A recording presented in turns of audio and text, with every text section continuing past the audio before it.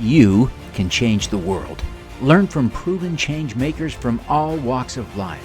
They'll show you how to raise money, invest for impact, and so much more. You can start small.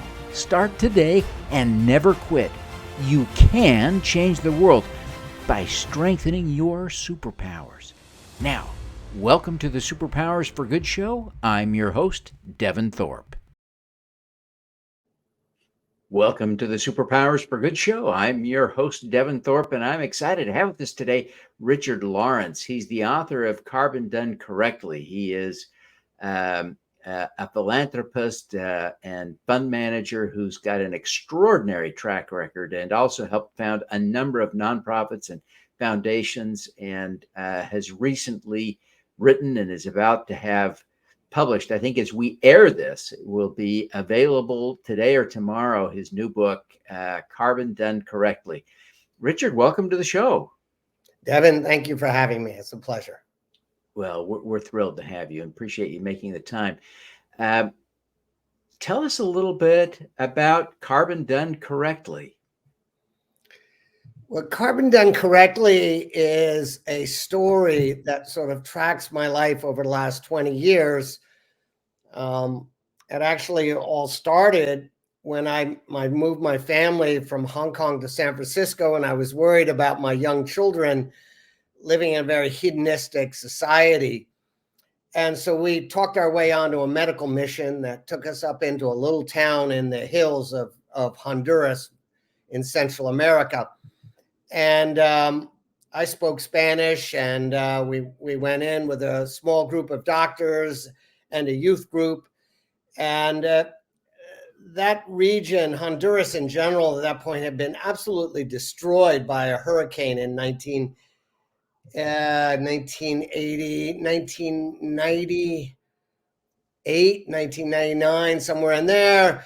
And it had really been destroyed. And we came in with doctors from the US and living on the floor of an elementary school, providing help. And my 11 or 12-year-old daughter was bathing kids with impetigo and scabies. And it was sort of a good thing. Dad kind of liked putting the kids through this, sort of telling them that they had a bigger responsibility for other people around the world than just themselves.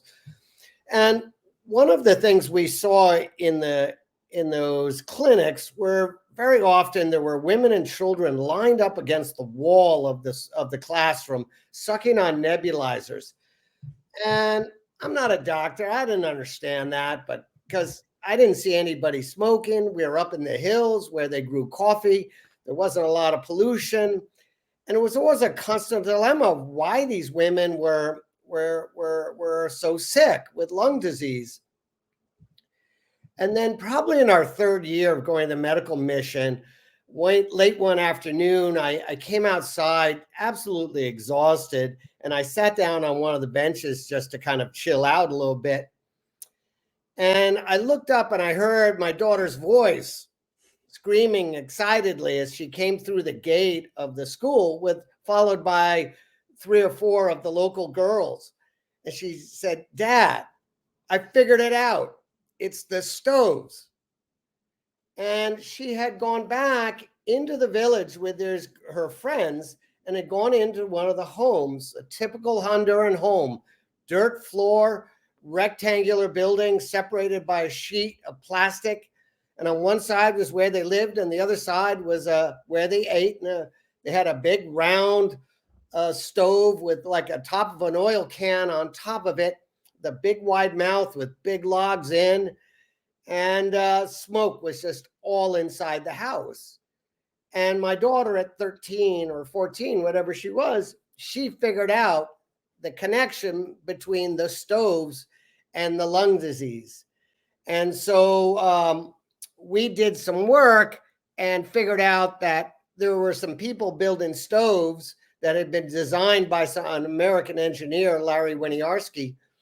And the next year we came down to Honduras. My daughter raised enough money to build 29 of these stoves. A group from Tegucigalpa came up to Atima up in the hills, and they taught us how to build these stoves.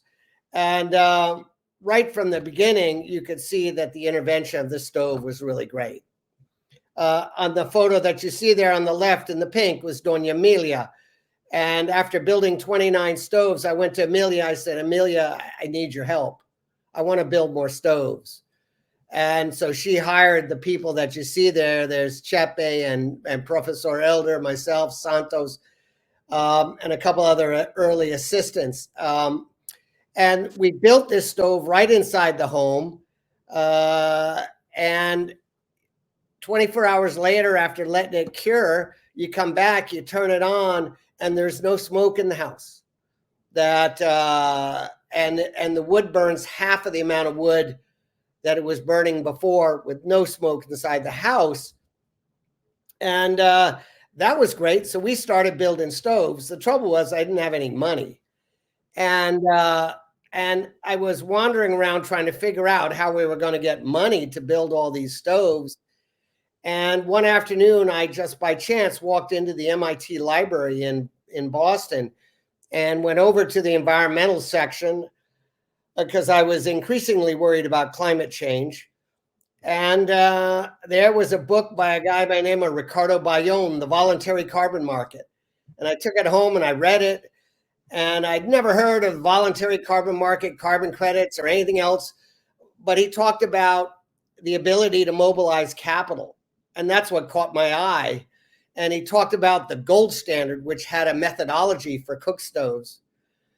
And I said, we could sell carbon credits, gold standard carbon credits, to get the money to build more stoves. And I wandered back a few weeks later, back to my office in California, and I told my longtime assistant, Esther Adams, I said, Esther, we're going to become gold standard certified, and we're going to sell carbon credits to fund our work in Honduras.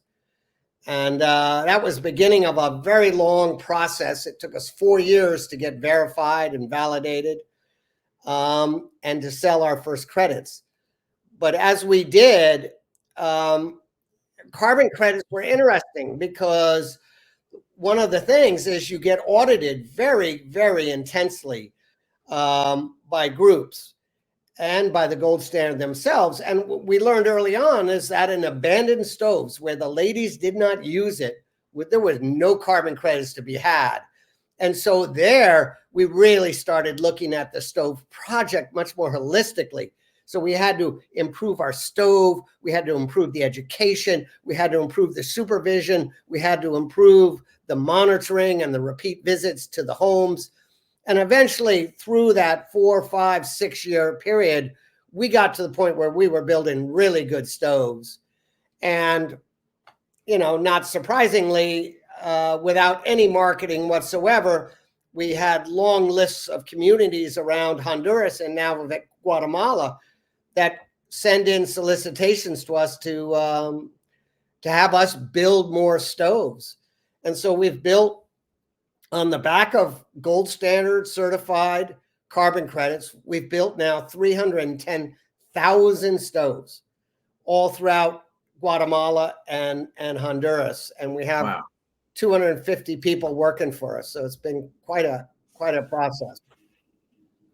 Yeah, this is amazing work that you're doing, and it really is inspiring. And so the book sort of builds on this theme, right? It's sort of to share some of the stories of your experiences and to make a case for this. We are in kind of an interesting spot in the history of carbon credits, though. They were not especially controversial until recent years. Some of the folks, I find it a little bit surprising, but some of the folks that are the biggest advocates for climate interventions and solutions sometimes are critical of carbon credits. How do you respond to that criticism when you hear it? Well, I think there's blame. I think there's blame on both sides. I think over the last 10 years, 12 years, a lot of new methodologies were developed, and those methodologies were not strong enough. And so what that resulted in was an overcrediting of emission savings. And quite rightly, those developers are subjected to criticism. On the other side of the coin, the critics tend to throw the baby out with the bathwater. And so they'll find a cookstove project that they believe is overcredited, and then they'll pass that all cookstoves overcredited. And so there's a lot of that going on. And so the answer to that, Devin, is a whole process that the world is undertaking now through the Integrity Council for the Voluntary Carbon Market, through the Voluntary Carbon Market Initiative, who are working both to increase the durability and accuracy of the methodologies, and the VCMI is working at making sure that the claims that companies make are accurate. And so this work is ongoing. We're about 2/3 of the way through, getting to a point where we're really going to be start approving specific methodologies. And I think that, and at the same time that we're improving methodologies, we're also going to be eliminating other methodologies that do not qualify. And we need to go through this. Like any young market that comes and gets created quickly, we need to look at the regulations. And there's a saying that I use in the book a lot, Devin, which is transparency leads to trust. Trust leads to scale, and scale leads to carbon credits becoming a financial market where it could be an effective tool to help us address the climate crisis. And so when you think about transparency, we need to think about transparency at all aspects of carbon projects. We need to think about all aspects of investigating the methodologies. We need to think about all aspects of looking at the behavior of the market intermediaries or brokers. And we need to look at all the behavior of the buyers. And as we shine light on that, trust will develop, and the carbon credits will be able to play the role that we need carbon to play in the fight against climate change. Yeah, it seems to me too that there is a social justice aspect to this, and maybe you'd see it differently, but it seems to me that part of what's going on when we talk about carbon credits is a lot of what that is it's moving capital from places where we have capital to places that don't have capital, where climate mitigation can happen more affordably. And it seems like that's kind of a win-win. How do you see that? Well, I think that the G20 through COP conferences have always promised lots of money for the global south and not delivered. Okay, and carbon credits are one of the mechanisms that we can deliver real capital to the global south. So you're absolutely right about that. But at the same time, we developers are saying that these are real carbon emissions. And so it's incumbent upon us, Devin, to make those carbon credits real, verified, transparent. And so you got to play both sides, I think, and which is fine. We got to get good, strong rules. Then we got to have people who are really educated to audit those rules, and we have to have sustainability managers that really understand to do the analysis of those rules and of these programs. And that's all this work that we're doing now is paving the way to do more, because it is a vehicle. Carbon credits are a vehicle and are a tool to help us fight climate change. They're not the tool. They're just one of the tools. And so we got to get it right for it to work. And that's why we're working so hard at creating the regulatory and governmental framework for the voluntary carbon market. Yeah. Well, I'm excited that we have with us today Richard Lawrence, the author of Carbon Done Correctly, a great philanthropist and humanitarian. And we're going to come back and talk to him about his superpowers right after this message. Join us at Supercrowd Baltimore to connect with community-focused business leaders and investors working to support diverse founders, social entrepreneurs, and community builders. Learn how to raise money from the crowd and how to invest like a pro. March 21st at the B&O Rail Museum. Register today at thesupercrowd.com. Hope to raise money from the impact crowd. Good investors are as interested in community, social or environmental impact as you. Connect with Funding Hope, an SEC-registered FINRA member crowdfunding portal to learn how to raise capital from the impact crowd. Scan the QR code now. Join us for Supercrowd 24 for 2 full days of wealth and impact creating content at this virtual conference on April 17th and 18th. We'll have 100 speakers and live pitch sessions. Learn how to invest like a pro and raise money from the crowd. Save 50% with the discount code SUPERCROWD at thesupercrowd.com. Welcome back. We're here today with Richard Lawrence, the author and humanitarian and philanthropist. We're going to be talking with him now about his superpower. So stick around for this conversation. Richard, you have done so much. You've had such an extraordinary career. I know you're right now, this minute, fighting jet lag because you just got back from Hong Kong. You traveled the world and have spent much of your career working in Asia, volunteering in Latin America and elsewhere. What do you see as your superpower? Well, Devin, let me preface it by saying I really don't like talking about myself very much as a rule. I would guess if you ask the people around me, my superpower is at its core my competitiveness.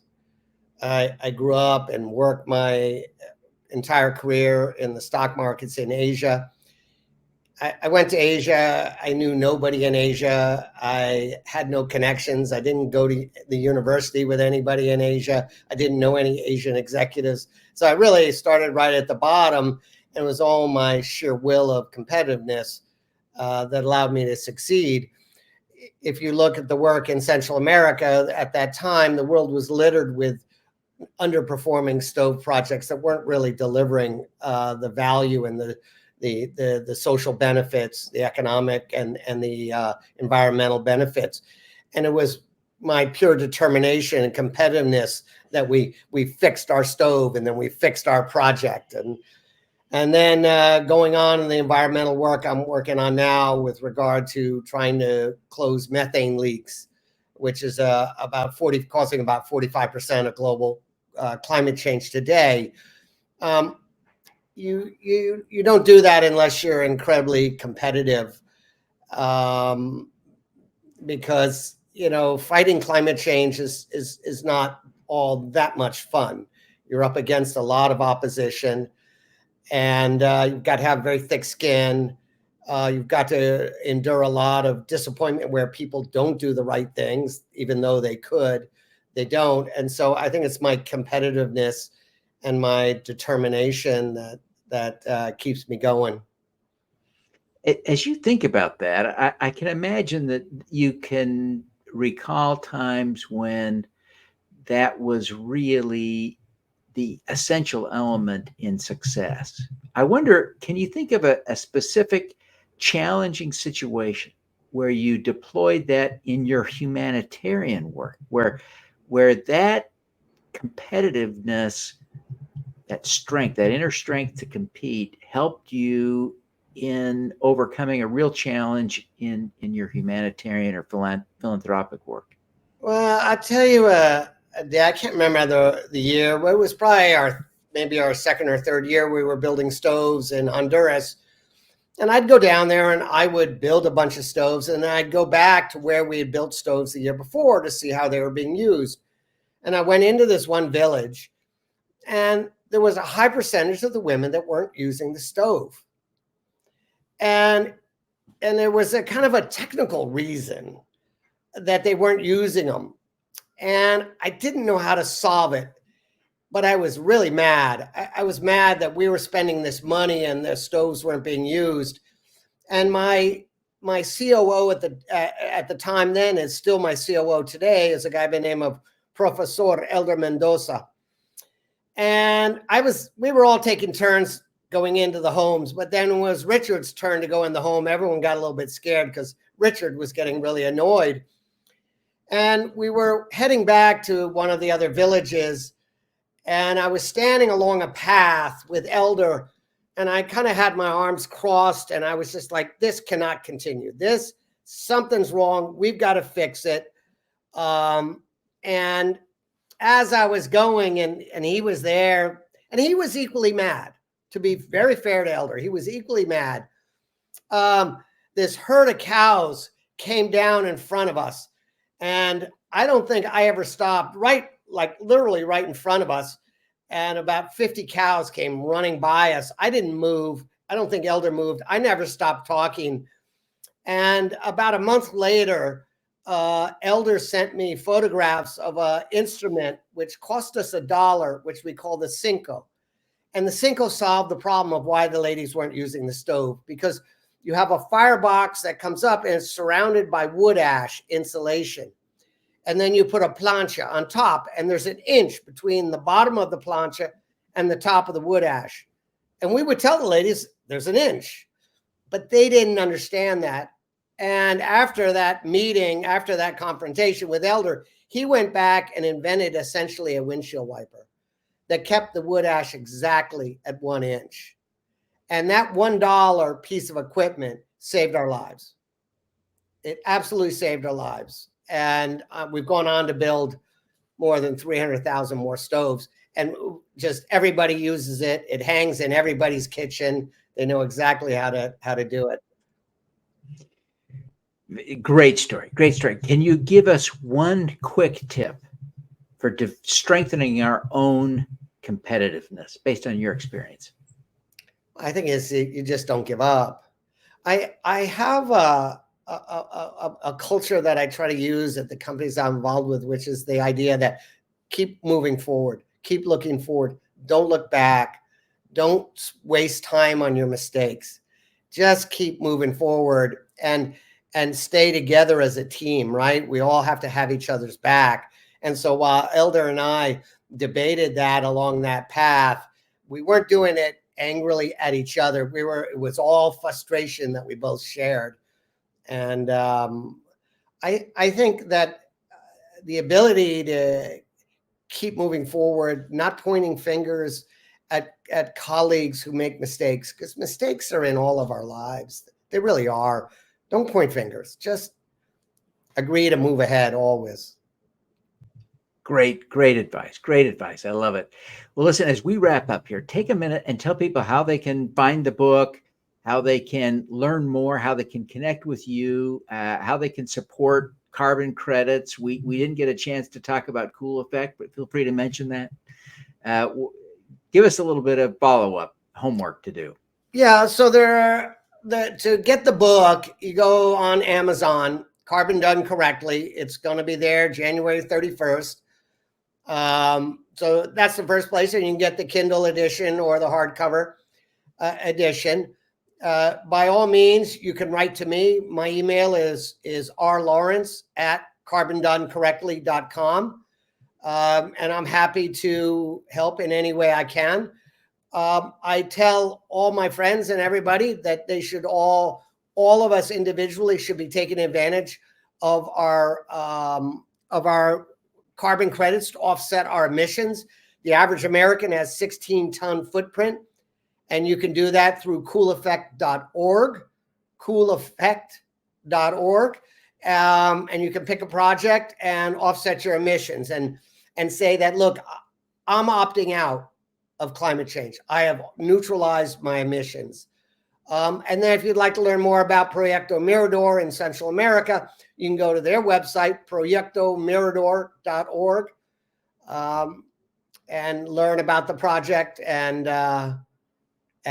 you can support them. You can support buying carbon credits through Cool Effect, or you can reach out to me for the book at carbondonecorrectly.com or Richard@carbondonecorrectly.com. Well, we are so grateful, Richard, for you taking the time to be with us today. We want to wish you every success with the book launch and with the great work you're doing at Cool Effect and Mirador. You're making a tremendous difference. We want to see you succeed. The world is counting on you, and I hope our audience will be truly supportive of the book and your work at Mirador and Cool Effect. So thank you very much for being with us. Thank you, Devin. I'm very happy. It's a pleasure to be here today. All righty. Let's do some good.